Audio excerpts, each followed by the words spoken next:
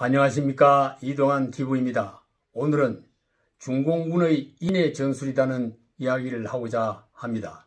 구독 꼭 눌러주시기 바랍니다. 국내의 부동산을 외국인들이 사들이고 있습니다. 지난해보다 집합건물의 외국인 매입 현황이 12%가 높아졌습니다.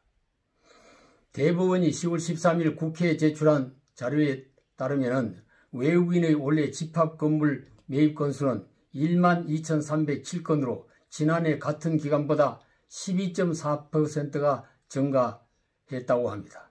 외국인의 집합건물 매입 건수는 2017년 11,828건, 2018년 15,698건, 2019년 15,342건이며 올해가 과거에 비해 최고치를 기록할 전망입니다.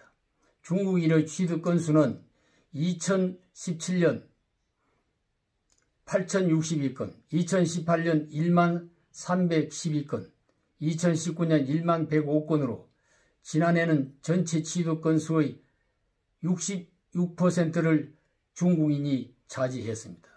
다음으로 미국인 2,758명, 카나다인은 686명, 대만인이 495명이었습니다. 지난해 기준 57개국 사람들이 국내의 아파트와 연립주택을 구입했습니다. 외국인들이 선호하는 지역은 수도권 지역이며 지난해 경우 경기도가 6,748건, 서울이 3,360건, 인천이 2,540건으로 수도권이 전체의 82%를 기록했습니다. 외국인 다주택자 보유자는 6,042명이었으며 2채 보유자는 4,192명, 3채 보유자는 926명, 4채 이상 보유자는 924명이었습니다. 한 사람이 가장 많이 보유한 주택은 한 사람이 133채를 보유하고 있었습니다.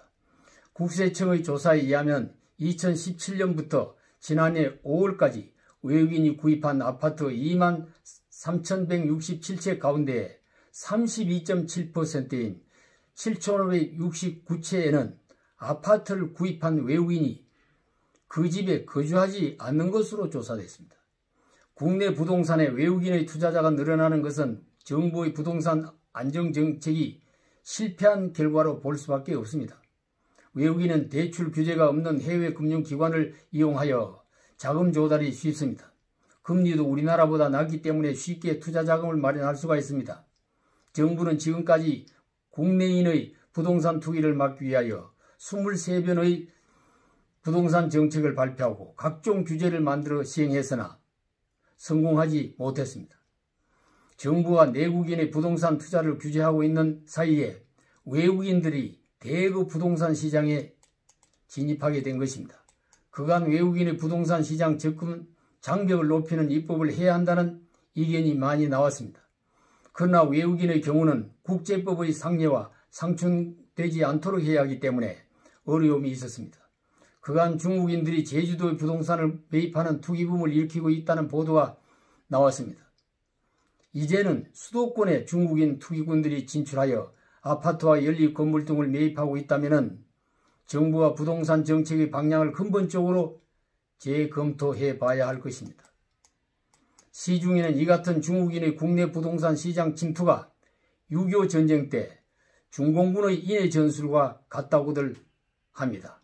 우리 국군과 유엔군이 불법 남침을 도발한 북한군을 격퇴하여 압록강까지 밀고 올라갔으며 남북 통일을 위한 절호의 기회를 맞이하게 됐습니다. 그때 중공군의 개입으로 그 기회를 놓치고 말았습니다.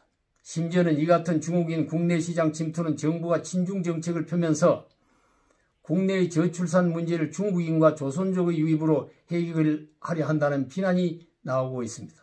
더 나아가 한국을 중국의 속국으로 만들고 사회주의 연방제 국가를 만들려고 하고 있다는 원망이 터져나오고 있습니다.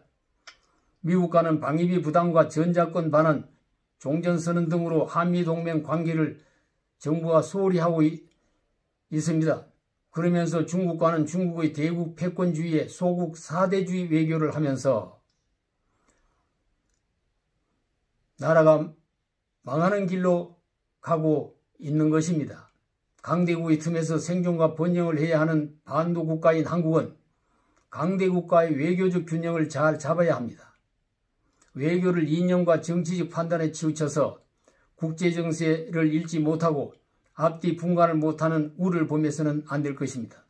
자유와 민주의 가치를 표방하고 우방국을 속국화하려는 의도가 없는 미국과의 동맹관계를 최우선으로 하고 중국과 일본 등 다른 나라와 외교관계를 풀어가고 대북관계도 발전시켜 나가는 것이 바른 길일 것입니다. 감사합니다.